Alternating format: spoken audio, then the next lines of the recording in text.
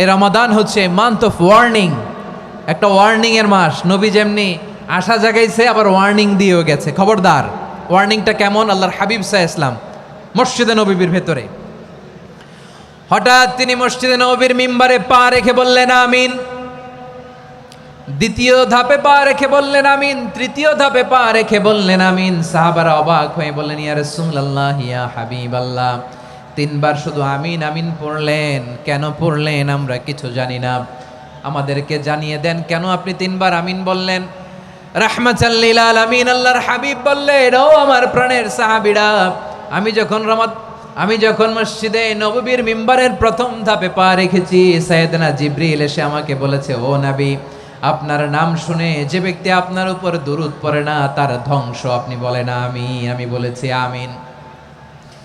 দ্বিতীয় ধাপে পা রাখার পর সাইয়েদনা জিবরিল বললেন, ইয়া রাসূলুল্লাহ, মাতা পিতাকে বার্ধক্য অবস্থায় পেয়ে তাদের সেবা করে, তাদের সাথে সদাচরণ করে যে সন্তান জান্নাত কামাতে পারলো না তার জন্য ধ্বংস। আপনি বলেন আমিন। আমি বলেছি আমিন। আবার মিম্বারের তৃতীয় ধাপে ঠিক যখনই আমি পা রাখলাম, সাইয়েদনা জিবরাইল বললেন, নবী, রমজান মাস পাওয়ার পরে এই মাসে ইবাদত করে যে ব্যক্তি নিজের গুনাহ মাফ করাতে পারলো না তার জন্য ধ্বংস। আপনি আওয়াজ করে পড়েন আমিন। কত বড় ধমক, কত বড় ওয়ার্নিং দেখছেন। যে রমাদান পেয়েছে কিন্তু রমাদানের ইবাদত করার মধ্য দিয়ে সে নিজেকে জাহান্নাম থেকে মুক্ত বানাতে পারলো না, তার উপর আল্লাহ লানত, তার জন্য ধ্বংস।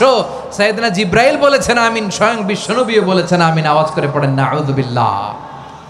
তাহলে রমজান আসবে আর আমরা নিজেদেরকে জাহান্নামীদের লিস্ট থেকে নাম কাটিয়ে জান্নাতীদের লিস্টে উঠাতে পারবো না। এর চেয়ে বড় হতভাগা কি আর কেউ থাকতে পারে?